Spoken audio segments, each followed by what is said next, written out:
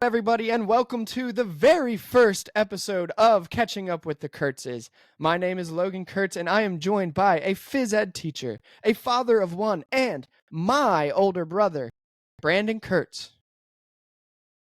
How's it going, guys? Yep, oldest and the smallest. All right, good to have you here, man. We are also here today with a freshman All-American, a second-team All-American, Wake Forest first baseman, and our younger brother, Nick Kurtz. What's going on, guys? Youngest and the biggest here. Yeah, it kind of goes in reverse order, doesn't it?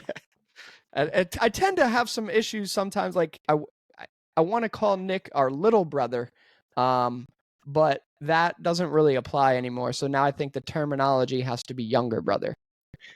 Yeah, I haven't called you guys big brothers in a while. It's been a few years since I've called you that. Yeah, very true. That's fair. That's fair. All right, guys. So let's go ahead and talk a little bit about the past weekend, specifically some NFL football. At least that's what I did primarily with my weekend on Sunday. And we've got ourselves a matchup of the Lions versus the 49ers and the Ravens versus the Chiefs. What do you guys think about the storylines and what do you think is going to be the outcome here of the playoffs? I think we're going to see Mahomes back in Super Bowl. I think they're going to go to Baltimore, take care of business. They look really good right now. It looks like he's playing like he usually does. And I don't see a way the Lions beat the Niners either. No, that's fair. I saw a stat today that since Jared Goff's Week 9 bye, he has not played an outdoor game. He's played one outdoor game. Sorry, he's played one outdoor game since Week 9. Okay, but he is a California kid though, going to NorCal. Yeah, I don't think he's built for it, to be honest. Okay.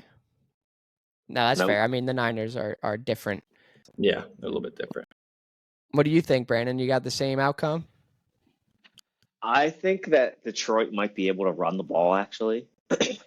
I mean, Green Bay ran the ball. Green Bay certainly did, yeah. They've been up and down offensively most of the year, and that's Lions. That's kind of their bread and butter with that line and those two running backs. So I think that's their only chance, but I don't see the Lions stopping the 49ers as long as they stay ahead of the chains and stuff. We'll have to see if Debo's playing. That might be a big factor. Yeah, that's a great point. That is a huge difference maker for the 49ers. I feel like that game could certainly go, could end up being a bit of a blowout potentially. If the 49ers kind of just take what they were able to put together in the last quarter, really the final drive, and kind of roll with that momentum, like maybe they came out slow against the Packers, and moving forward, I could see them absolutely steamrolling. So we'll see. Yeah, we'll see. You see that happen with teams who have buys too. Like the Ravens came out slow too, and then they scored like 28 unanswered points in the second half. Absolutely. Yeah, they came and found it. Yeah. Well, the 49ers, they took off for week 18 too. Their starters didn't even play the last week of the season, plus the bye. Same with Lamar too. So with the Ravens, yeah. Yeah, I think the Ravens are going to pull it out this year finally. Lamar's, every time they've been in the playoffs or they feel like they've had a good chance, he's always been banged up or he got hurt or some crazy weather rain game in the playoffs, and they just haven't been able to put it all together. But I think they're going to do it this year. Yeah, I think they certainly could. I mean, as annoying as that would be living in Maryland, and all I hear is Ravens fans, but they seriously have an incredible team. The defense is unreal. Yeah. But the Chiefs, man, you can't count out Patrick Mahomes in the playoffs. Yeah, I mean, so going to Buffalo doing that, it's impressive. Absolutely. You guys see Jason Kelce and his antics at the Chiefs-Bills game? Yeah.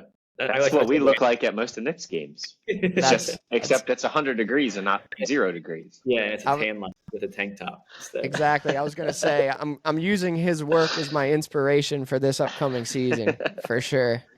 I love Jason Kelce. Like, as much as I hate the Eagles, he's one guy on the Eagles who, like, I'd buy his jersey. I know you probably can't say this Cowboys fan, but I'd buy his jersey. Yeah, he's a legend. Yeah, he's awesome. Speaking of the Cowboys, turns out Big Mike McCarthy keeping his job. What do you guys think about that? No, Get it? Yeah, I mean, you know, I 12 and mean, 5, 3 years in a row. yeah, and then what? One playoff win against 45-year-old Tom Brady. Yeah, Like, no, it does seem strange. I don't get Yeah, it. I don't get it. Get it. I will say that in his credit, I think the offense was better this year with him taking over and Kellen Moore being out. As much as everyone liked Kellen Moore, I just don't get Yeah, it. I mean, but then he goes away from it when it comes crunch time. Like he goes away from the bread and butter. Playoff time comes around, everyone shits their pants. Like I don't get it. Like they just start playing like they've never played before. And that's got to be that happens every year. It's got to be a reflection of coaching a little bit. Like some of it has to be coaching. It's just the same thing as the time management, the timeouts and challenges management, and the penalties. I'm so tired of penalties. I'm so tired Yeah. of it being 3rd and 18 and the guy holds him 4 yards downfield and it's an automatic first down. It happens every game. Yep. I mean, at least a lot of other guys will stay because he's still going to be there. He brought a lot of guys that do like. I honestly do think Dan Quinn's going to be gone though. I have a feeling. Well, and they're not losing a whole lot. Like there's really nobody that we're losing. I think Armstrong on defense might be gone, and then Pollard, I wouldn't expect him to come back, but they can draft a running back or sign somebody or pick somebody up off the. Yeah, so I'm not Yeah, worried I about mean, we'll see how. important you guys are position. definitely going to start running into some issues with certain guys that you need to resign. So a guy like Tony Pollard, I feel like you could replace him with a rookie or a discount free agent. You know, really, I think the Cowboys need a combination. They need like a power guy. They're really lacking that power. And Back this year, I feel like. so it was so Yeah. much fun watching Zeke pick up all the blocks and communicate in the backfield, and Pollard just doesn't. Just I can't mean, do it. Pollard. I mean, he didn't really do anything this year. Like, last year, everyone talked about Pollard because of the explosive plays he would have. Like he didn't have that this year. Yeah, I wonder if that's like a role. As a role player, like he fit really good into that role, but he's not a third down or a 3 down guy. No, definitely not. So we'll see what happens with that. But I mean, I feel like you need some more secondary, like some safety. I think They need all defense. If they draft a single player on offense, I'm gonna blow a gasket. Besides maybe a tackle if they don't sign Tyron. I mean, yeah, he's out all year anyway, so might as well draft one. Yeah. I mean, Zach Martin's coming to the end of his days too. Like they're getting old, man. Except for, Tyler Smith and Tyler Biotish, they're fine. Well, they signed Martin to an Yeah. extension because he held out Really? in the preseason in camp. He was holding out. They re-signed him to like a 3-year deal. He'll probably play it out the rest of that deal and then be gone. But Yeah. I don't know, man. I don't know. We can't play safeties at linebacker. You can't have a 240-pound, 220-pound safety playing linebacker. Yeah. I mean, who was it? What's his name? Bell? Marquise Bell? Bell, and they got some of these guys, Clark, and some guys that were hurt in preseason. That one rookie, Demario Uvershawn, I think is his name, is a rookie. So we'll see. Who knows? What about the Yep. Steelers, Logan? Yeah, I'm very happy we're keeping Mike Tomlin. I was really happy with his press conference following the Steelers loss. His conference immediately following the loss obviously made some waves with how he kind of walked off the podium, but I didn't really take that for anything. Like that's just, Mike T being like ticked off about the game and not wanting to deal with questions about his future at that point in time. Yeah. But then, like a couple days later, he said that there'll be competition at the quarterback position, theoretically between Kenny Pickett and Mason Rudolph, which I think is great. Let them kind of battle it out. And, fired or at least announced that we're bringing somebody in from the outside for offensive coordinator. We just saw today reports that Cliff Kingsbury is interviewing for that position. I would love something like that, potentially. Somebody to just kind of revamp some life into that offense that, some of the newer style of play that they have not had for so long. So, and ultimately, that Bills game, I was extremely frustrated in the first half for pretty much the entire first half until the block kick there before halftime. But I thought they played pretty well after that. They just made too many early mistakes and couldn't come back. But it wasn't a terrible game to go out on, I felt. Yeah, especially with the way the Bills were playing too. Like everyone kind of expected it to be a blowout, so you can't be too upset. Yeah, and they lost by I think 14, but the game was a lot closer than the score implied. I feel like, at least at the end. So, yeah, I feel good about the Steelers moving forward. I do. Looking towards the draft though. Also looking towards baseball season, right? Which feels just around the corner. Let's see.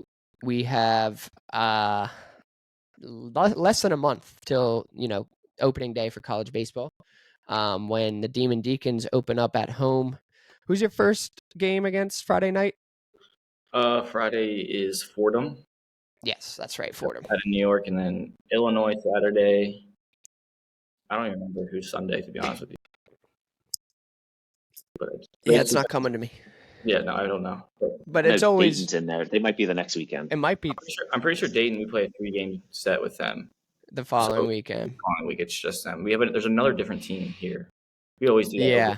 We always do the opening weekend where we'll have 3 different teams come in, and we'll play them all, and then they'll play each other too.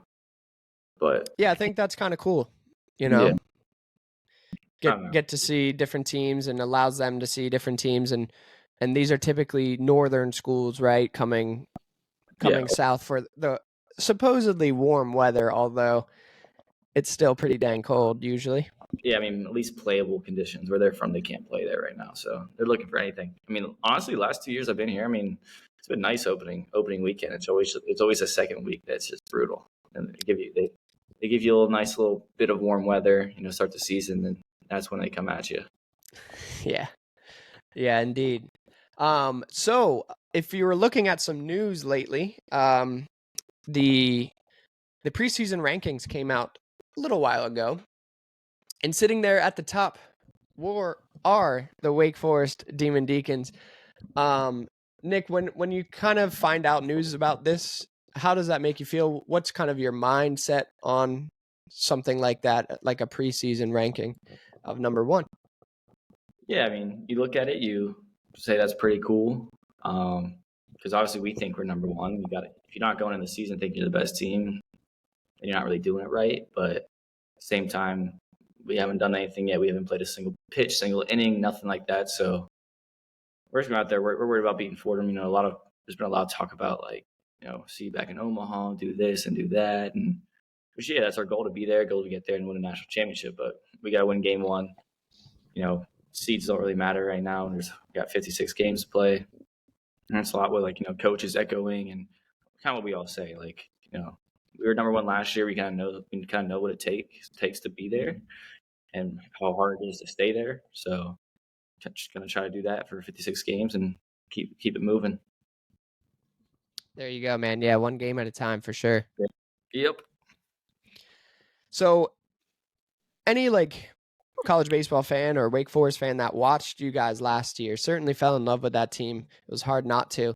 But maybe a casual fan that, sees that team and notices or learns about all of the departures, right? Many through the draft, some through the transfer portal. Guys, an absolute list of dudes, right? And some of the question might be, or some might be surprised that Wake Forest might be ranked 1 to start the season. What can you tell us as to, what we might see from this team, some guys that we don't know as much about because maybe we haven't watched them play? Yeah. So obviously you hear about the big transfer portal guys like Chase Burns, Seaver King, probably 2 of the best guys in the transfer portal last year that we got. And I think big names like that kind of rule the ranking system. That's what they look at. They're looking at star power and stuff like that. But you ask any guys here, that's not why we were good last year. Obviously we had great players and the stars, but it's the Justin Johnsons and the Pierce Bennett's and Tommy Hawks that kind of do all the little stuff that doesn't go unnoticed here, but may out there. This year it's a lot of the same. Obviously the big guys, as I mentioned, but then we have guys like Adam Tellier, who's a third base, who's played third base, transfer from Ball State, who's going to play every day, great defender. trying to fill Brock's role a little bit. Obviously, Merrick's still at short. You guys know him, and he's going to take a lot bigger role as a hitter than last year. He's going to have to, pick up the slack a little bit, and he's already done that more than we could really imagine. Kind of just trying to transform from 1 year and how he can hit now. We got Tommy's little brother, Austin, who's another infielder from UNC, who is very similar to Tommy, and he'll bring that energy, but a little bit more low key, which is not always a bad thing. But Tommy's that spark plug that other guys feel as well, but a little crazy. But so guys like him, and then other bullpen pieces that obviously the starting rotation, you guys already know Massey, Hartle, Burns, those are big name guys, big draft guys that you do. And David Falco from Maryland gonna be a huge pickup. A lot of freshmen are gonna be really important. Gonna be put in high leverage situations where they're gonna get thrown into it a little bit here, and they're gonna have to figure it out. And it's honestly the best way to do it. It's what I had to do when I got here. It's about what Tommy had to do with Danny. So just kind of them stepping up to the plate and kind of just getting it done when we need to get it done. Nick, last year you guys had a lot of, the team chemistry was fun to watch, and it certainly helped you guys being successful on the field and between games during the week, staying close, staying sharp, just staying committed to each other. And the fans can see that too. And I think it helps as a fan base and family members and parents of the team that they also have that team chemistry, or the parent family chemistry, which also makes it a lot of fun to attend. You guys mentioned how you lost so many of those guys, older guys, leadership type guys. Who are the guys that are stepping up this year so far in the offseason, preseason, in terms of energy, both maybe in the lineup or just on the bench? And who are the guys that are just stepping up, kind of taking the more leadership roles after some of those guys left last year? Yeah, honestly, the biggest energy guys aren't even the guys playing. That's what a lot of people because everyone always talks about the dugout and stuff they do and the antics they do. That's the biggest thing for the guys who are playing, keep us going and have fun during the game. That was me in college. Yeah, that was you. Yeah, yeah, 100%. Even the bullpen arms who do throw a lot, they know they're not going in until 6th, 7th. Well, the starters we have, they know they're not anything to do till the 7th inning, basically. So Cole Rowland's been that guy. Chase Walter's been that guy for the last year, and who will be again this year. Those are the guys you look to are always I see it as them goofing around, which is I think you need that during a game. Obviously you're focused when stuff's going on, but between innings, between pitches, they're just over there doing their thing, having fun, and kind of bringing the energy. Yeah, it's hard to fill roles like Tommy and Pierce and Sess and all those guys who kind of brought the in-game energy. I'm going to try to do a little bit more of that this year and kind of be a little bit of a spark plug when I'm trying to do other things. Austin's going to do that for sure. Seaver King's going to do that. It's going to be a different it's going to be a different team, but the talent is still all there. It's going to be whether or not, these new guys can if they don't know it yet, they're going to learn it. And during our scrimmages, they didn't feel like anything really changed, which is, it's hard to say that for a lot of guys, especially we have 22 new guys and you're already that close and you're having as much fun as we did last year.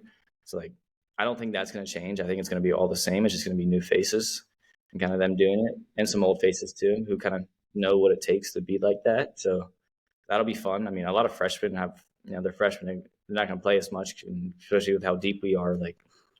They already know they're there to bring the energy, and they're going to do that every time, which is awesome. So it's just, I don't know, I think we won't know, because last year going into it, we didn't know how good we were until ACC started. We didn't really know. We knew we were talented, but so some of the same stuff might happen this year. It's just all about having fun. That's what we kind of preach all the time. So doing whatever it takes to have fun, because when you have fun, you're most likely you're going to win. You're winning because you're having fun because you're winning. That's why it was so easy to do that last year. So bringing that back the same way is probably the best way to do that. No doubt, man. You guys got the right mentality. You got to stay loose. Yep. It can be a frustrating game at times, but you got to be having fun playing it. 100%. Absolutely. On a personal level, Nick, how do you feel coming into this season, health-wise, strength-wise? How are you seeing the ball? Yeah, we started live at bats 2 weeks ago. We're having our first scrimmage this weekend. Been seeing the ball great. Honestly, this is the first spring first spring and fall that I've participated the whole time. No injuries, so body feels great, best it's ever had, and Yeah, I mean, I'm swinging it great right now. Honestly, I'm swinging it too great right for this early. I need to like slow it down, save some knocks for the season. But yeah, I gotta save some. But we're doing good. I mean, we're having fun. Pitchers are shoving. This is the time where the pitchers are ahead of all the hitters. They've been throwing. They've been doing that. We haven't been seeing live at bat, so it's gonna be fun. I mean, I wouldn't want to face our guys every weekend. That rotation's. Yeah. All right. Are we doing TV shows? Yeah, TV shows. TV shows. All right.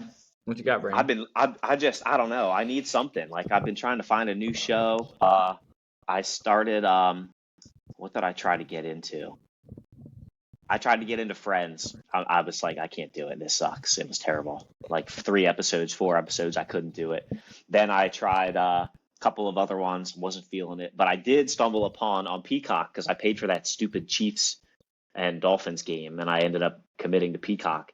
The Ted Show, is pretty good. It is pretty funny. Like the movie Ted? Yeah, it's a there's prequel. a show on Peacock. Okay, yeah. It's a pretty prequel. Funny. Is it him as a kid? It's Mark Wahlberg as like a teenager. Yeah. It's not actually Mark Wahlberg. It's his character. Right. Seth MacFarlane is behind it, so the humor is the same. Okay. For sure. Yeah. I haven't watched it.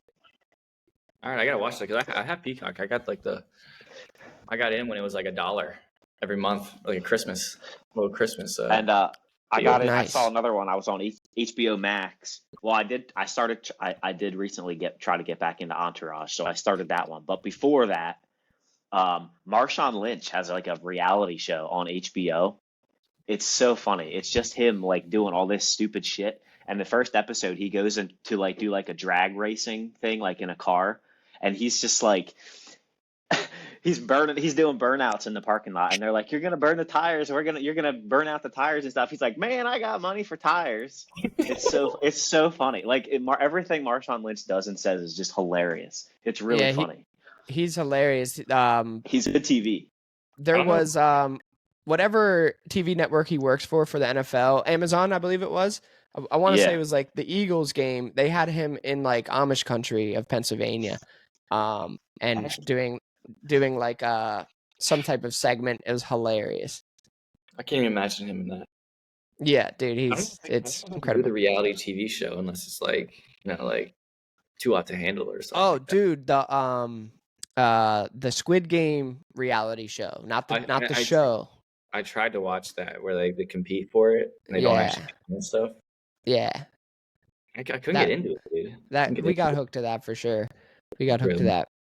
Yeah. You probably didn't even watch the original.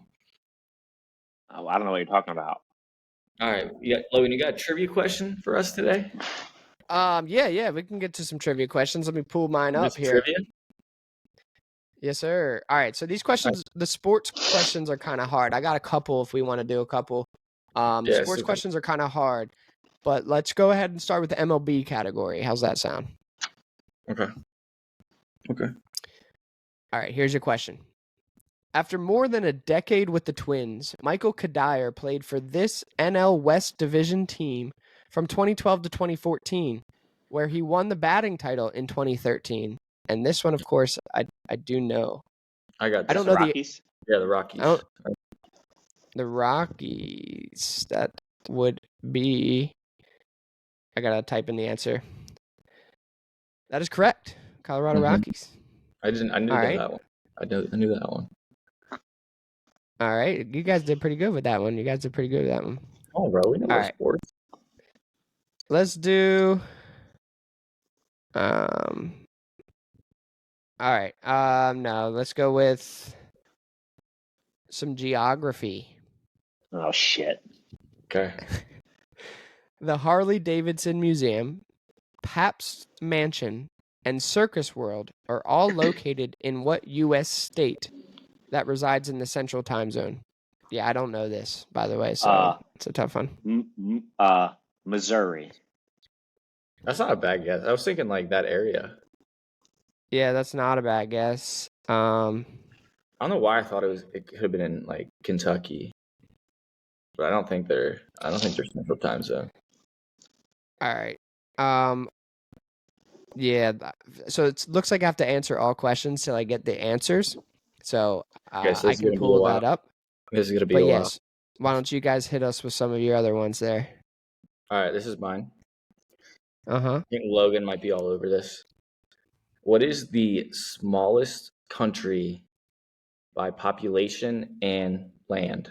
Okay. And Brandon, you're gonna be lost. Bangkok.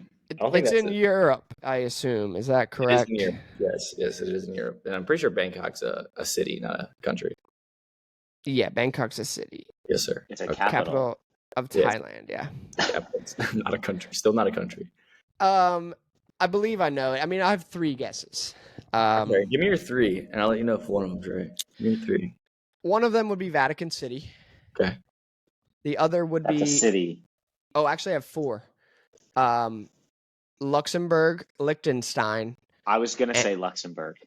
and Andorra. One of those is correct. Uh-huh.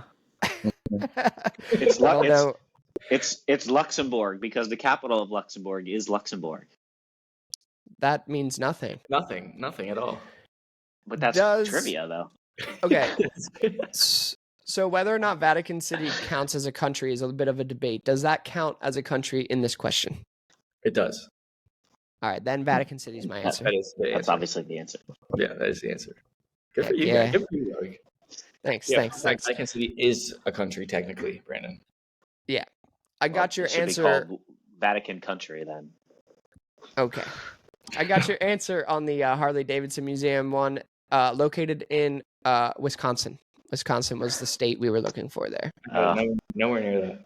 Nowhere near No. that. Yeah. You got one Yep, more? that's- Do I have one more? Yeah, Brandon, you got Or one. Brandon? Brandon. I can get. No, but did you see Embiid go off? Yeah, 70. that on Monday? Absolutely, That dude. was Yes. insane. That was insane Yes. to watch. That was Dude. so fun. Karl-Anthony Towns was on pace for more. I know, but he kept throwing up bricks the rest of the game, and Embiid was just like chilling, Dude. putting the garbage back in. It was Yeah. amazing. They were like triple teaming him too, and it was That incredible. was such a statement. That was such a statement game too against Wemby. I think that's all. That's what it Yeah. was because I don't think Wemby. Pop came out with an interview about like sticking it to Embiid and like putting Yeah, bodies all over him. that didn't happen. Dude, I'm not in on Wemby, bro. I think it's just like those. I just feel like those tall, skinny guys just don't work. I don't know. He's putting up numbers. Yeah, but they're losing. I mean, I guess he's got no help, but Yeah, he's got no help, man. He's gonna be really good. He already is really good, honestly. I like Yeah. Chet a lot too. Chet Holmgren. I think he's He's gonna got be to hit the weight room. He's got to put some weight on. There's nothing to him. Yeah, He's such a rail. He's the same as Wemby. Yeah. Both of them. Yeah.